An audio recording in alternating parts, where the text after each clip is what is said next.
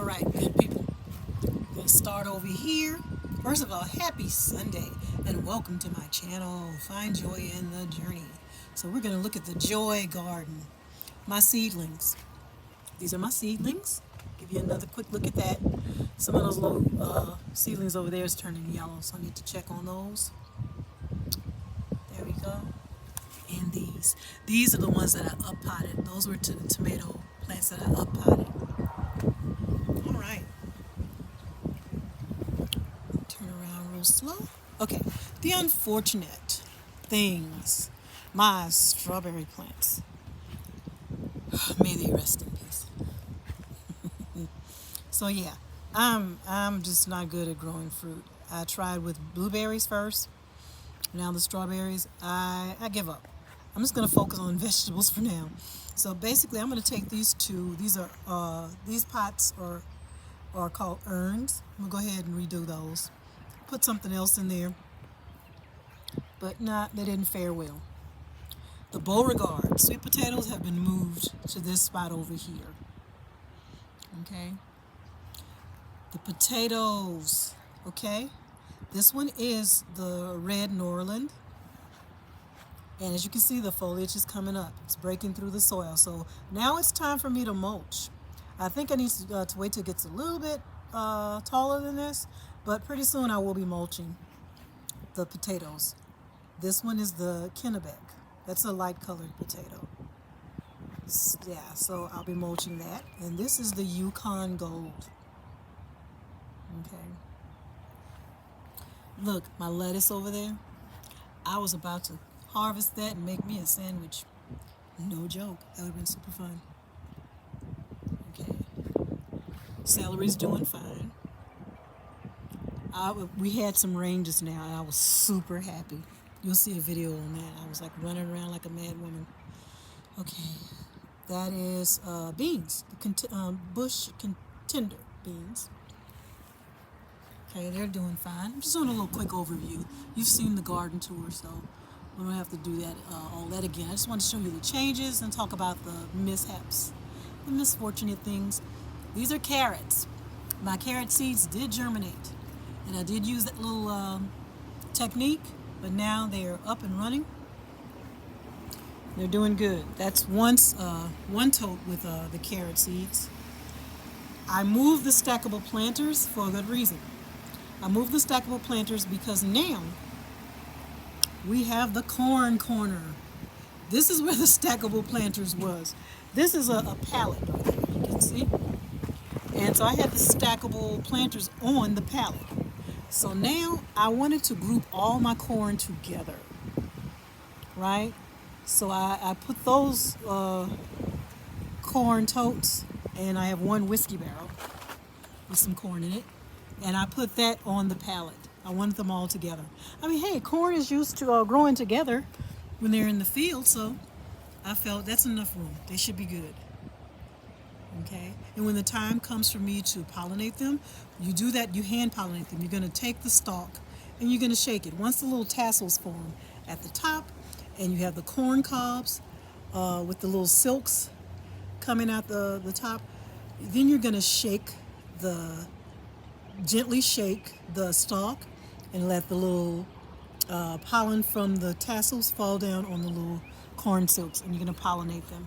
So that's coming soon. As you can see, they're growing pretty well. And I'd say in about month or so, we'll be doing that. You know, that's just me guessing. So my collards, they're doing their thing. Right here, very quickly. This is another variety of watermelon. It's a round shaped watermelon, not the oval. And it is about the size of what they call a crimson sweet. And they're going to get just as heavy, probably about up to 16 pounds. But this one is called Ultra Cool Hybrid. I only put two. I have 4 seedlings, but I only put 2 seedlings in here because they're going to get pretty big. And I'm not really sure what to expect. So, and this one is going to require me pollinating them with a sugar baby. With using the sugar baby watermelon plant, I'm going to have to pollinate these ultra cools with that. This is a seedless watermelon. So if you're familiar with how you pollinate a watermelon, you're going to have to actually take the male plant and you dust the pollen from that plant on the female plant flower. And so in this one, because it's a seedless, it's gonna require me pollinating it with another plant. So I'll be using one of the sugar babies. That's actually how it read on the instructions on the actual seed packet. Suggested that you use a sugar baby to pollinate these ultra cool watermelons. So I just want to show you that. These are cucumbers, and they're all turning out very healthy. I'm very happy about that. May have to snip off some brown leaves. Those are my straight 8 cucumbers. And yes, I may have too many in one tote. We've discussed that. Okay, let's move on. These are sugar babies. I'll explain something. I know sometimes I may put too many things in one container, but sometimes I have problems with my seedlings. Sometimes they die off or something happens, or sometimes even the seeds won't even germinate. So I may sow too many seeds or more than enough, or plant more seedlings than necessary because I'm going to thin them out. So this is also sugar baby. So I'm going to save the biggest plants. That's what's going to stay. And then I will snip away the weaker plants or the smaller ones. These are also sugar babies. And I will like to say this. That one over there that is the biggest, I will say that was one of the ones that I purchased online. And I'm very happy that it is working out because I purchased 4 and only 2 are surviving. That's another one right there. Okay, it's going to have to play catch up. But that is one of, I'm not going to say the name of the company, but that's one of theirs. The rest are mine. Okay, so we're going to move on. So I'm trying to be quick about it. I want to show you something I did here. Okay, this is that raised bed where I have the little marvels. I'm going to have to move my little, excuse me, because he's being mean to one of the plants. It's hidden. Okay. Little marvel in the front. In the middle is carrots. I have carrots in the middle, the carrot seeds, and as you can see, they are growing well. I'm going to have to thin those out also. So you sprinkle the seeds in there with the intention that later on you will be thinning them out because it's not guaranteed to germinate. So you sprinkle them in there and then you let them grow, and then you're going to go in and you're going to thin them out. Over here we have those blue lake bush beans. And what I've done here is I made me a little homemade trellis. Don't laugh at my trellis. Out of 2 tomato cages. This is just for now. I just wanted to give it a try. And, maybe later on, if it works, it works. But if it doesn't, I'll scrap this and we'll move on. Because I'm still wondering if that wooden trellis over there is going to work with those sugar babies. That one I actually purchased. And I got that from, I want to say either Lowe's. I think it was Lowe's. But if I can make my own or use something in place of a regular trellis, I actually wanted an A-frame trellis. They did have some at Home Depot. They didn't cost much. But I decided to try this out first. This was a little cheaper. But so that's what that is. And I'm actually trying to, where this blue lake bush bean here, I'm actually trying to wrap it around the little thing here to train it to go where it's supposed to be. And I did the same thing with these little marvel peas, as you can see. Okay, so they can start going around the little trellis I have here. And this is a heavy-duty tomato cage. So it should be strong. It's just not, it's collapsible. So it's just not closed in in a square like it's supposed to be. I just left it open and I used a couple of zip ties to tie them off at the top and hold them together. But it's 2 separate tomato cages. Let's move on very quickly. All right. Here's where another unfortunate thing happened. One of my bell pepper plants did not fare well, so I had to let it go because I didn't want that one plant to destroy the other plants that seemed to be in a healthy state. So I had to get rid of that one. It actually looked sort of like this one, but actually a lot worse. That one might yet survive. But that one in the middle is one of the orange bell pepper plants. And I had to get rid of it. The other plants, as you can see, they're doing fine. That wind is wild. Okay. Let me move on quickly. We have more bell pepper plants over here. Let me move it so you can see. Look at that. Can you see? Nice. 2 bell peppers. These are actually the green bell peppers or sweet peppers. These 3 plants. Over here where we have, let's see. I want to say this one is a, can you see? Look at that. That looks nice. We have 2. Oh, we have 3 peppers on this one. See when you have this, when you see this, and you see peppers are growing, healthy like this, it's worth sacrificing that one plant that I didn't think I could get back healthy. Something was wrong with it, so it had to go because I can't run the risk of it destroying all of them. Let me see. These are the red peppers over here. These are going to be the sweet red peppers over here. And as you can see, 3 are growing on this one right here. So that means I have to sacrifice that one plant that may be unhealthy. And that's the same goes for that one over there, which is a yellow. If that one does not pep back up and return to good health, it has to go. I have to remove it from the bed before it spoils everything else. So I'm a little sad about that because I treat them like my babies, but you know, I'm also gardening, so they're not babies, they're plants. I have to sacrifice and get rid of anything that is diseased or not working well because it will spoil everything. And that's a lot of money and time wasted.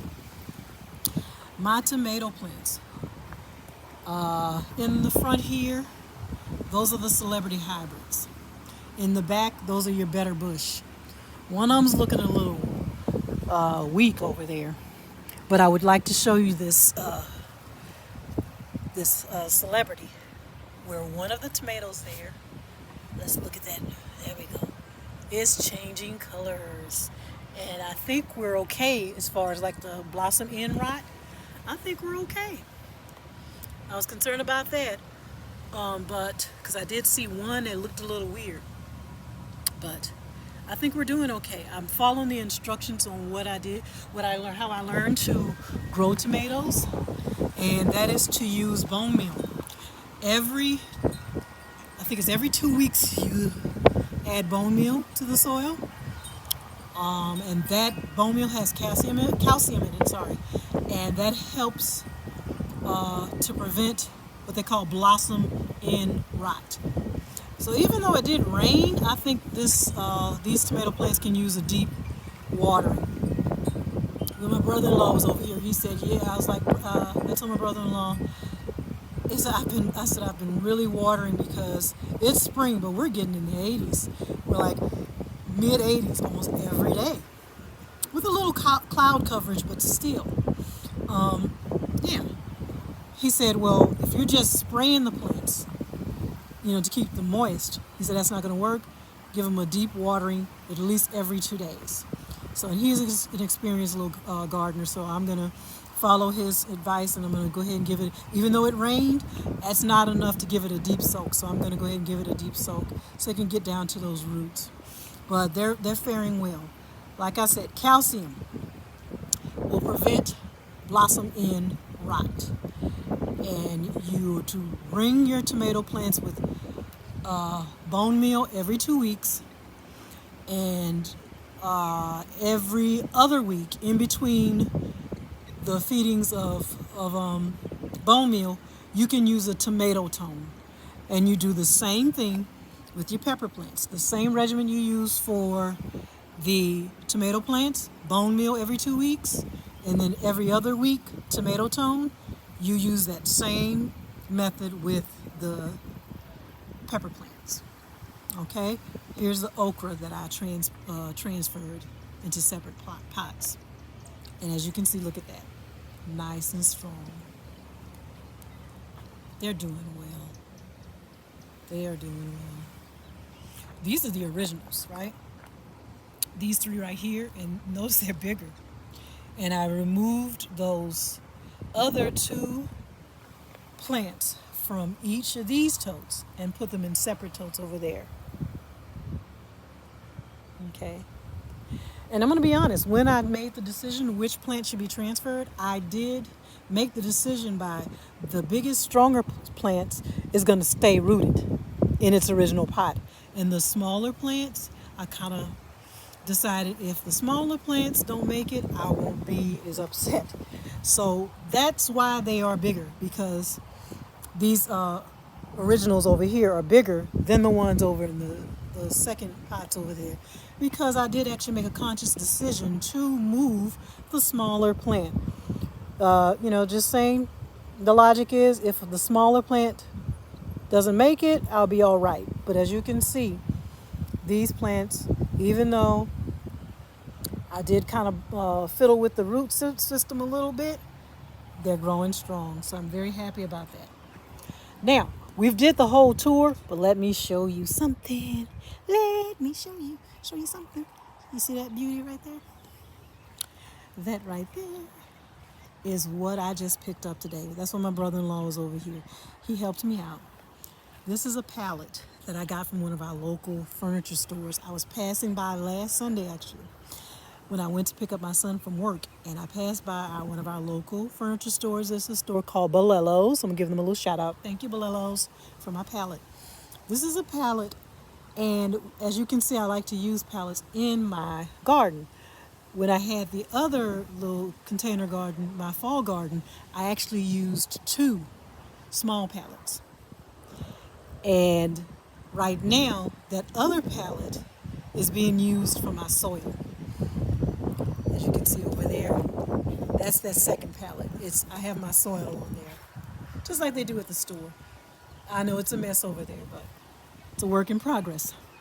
Then over here in corn country, the corn corner, I'm going to give it a name. Every time I talk to you about it, it's going to be a different name. Corn country, corn corner, over here, Cornville, Louisiana. Okay. That's the second pallet. Now, I got this bad boy. Look at it. And it's nice and sturdy. I would stand on it, but you wouldn't be able to see. Okay. But my brother-in-law and I brought this home a couple of hours ago.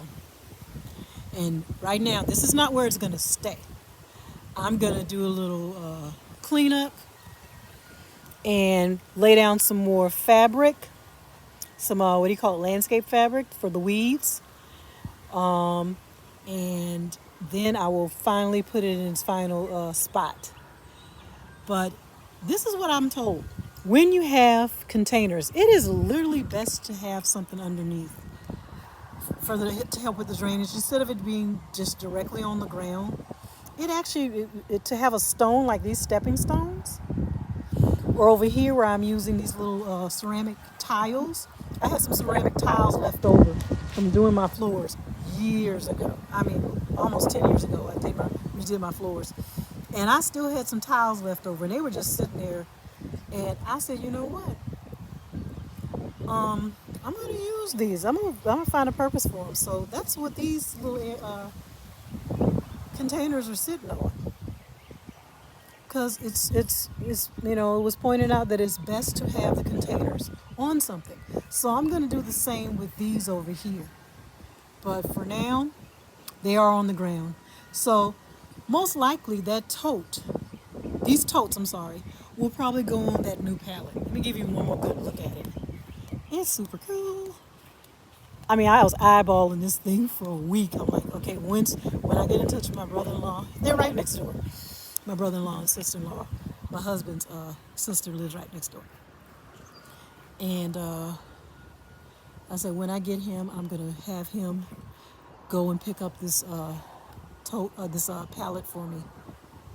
So I hope it lasts. I'm thinking of treating the wood, because I have a feeling this wood's not treated. So I might treat it so it can give it, it'll last longer, a little longevity, if it's treated. Okay? So I'm going to sign off now.